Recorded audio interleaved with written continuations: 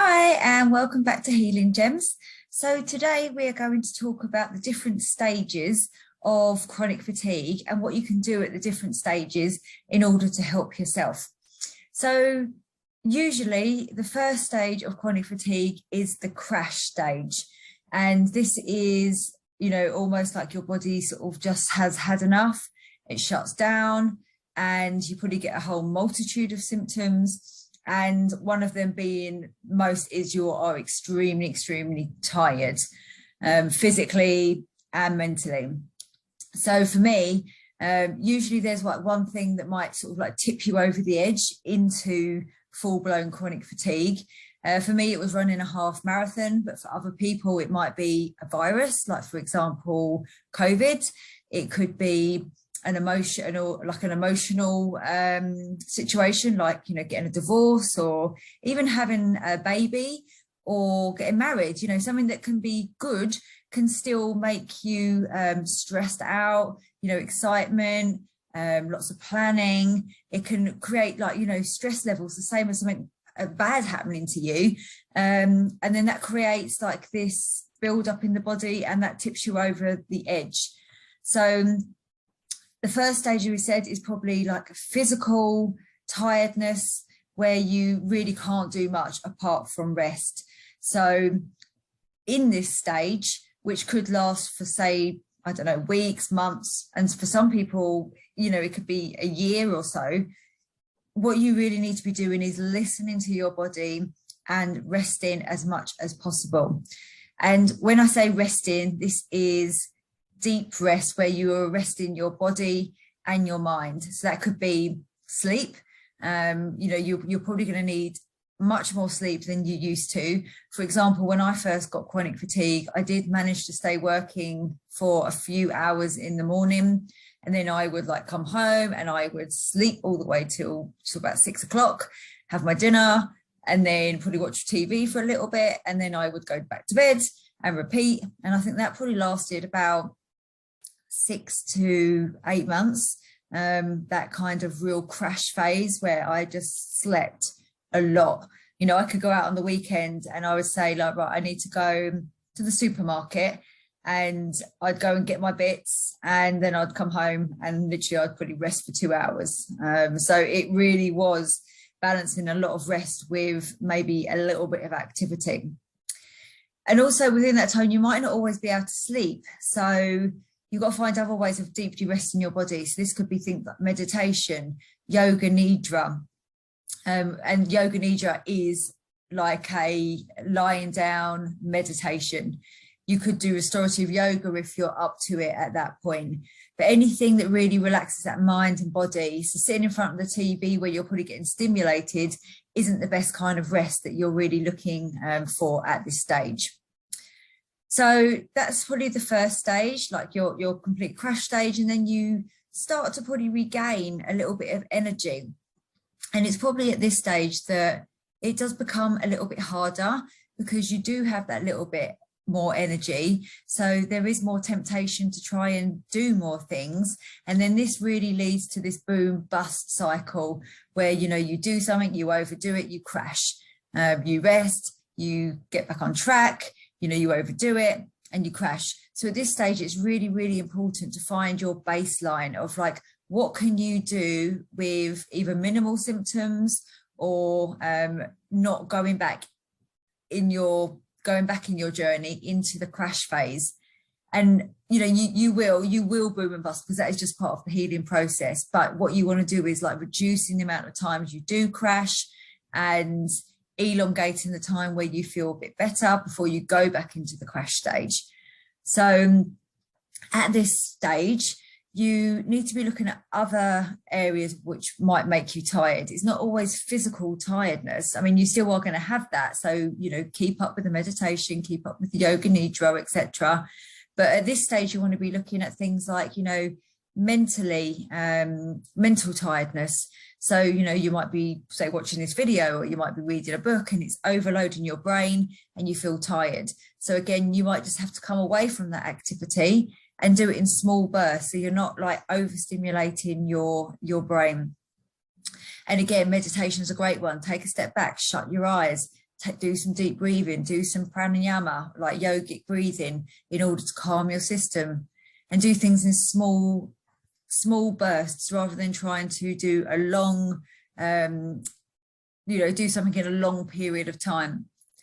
You will find that you have a lot of emotional tiredness. Going on the chronic fatigue healing journey is an absolute roller coaster of emotions. Before I got chronic fatigue, I don't think I've ever cried so much in my time of having chronic fatigue. It's a constant roller coaster. You don't know what's happening to you. No one seems to be able to help you. No one really understands what is going on. From the outside, you look, pretty much normal, and it's like this invisible illness that no one really understands or can do anything to help. So just going on this journey alone is an emotional roller coaster, let alone trying to, if you've got kids, trying to take care of your kids, like maybe trying to, have some sort of social life, or the isolation that goes with chronic fatigue because you can't have a social life. There's all of these things, it's the depression of maybe not being able to work and give up your identity of who you used to be and who you are now. All of these things can be so soul destroying. So there is going to be a lot of an emotional fatigue that comes with it.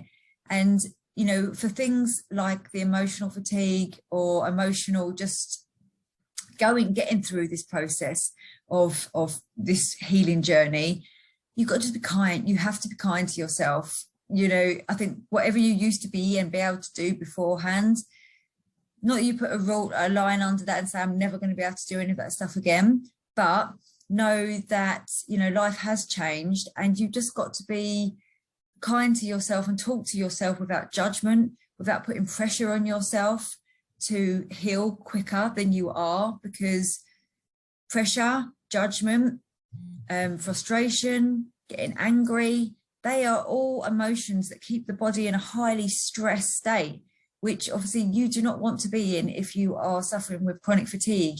Your goal is to get in these higher state levels, of relaxation, of joy.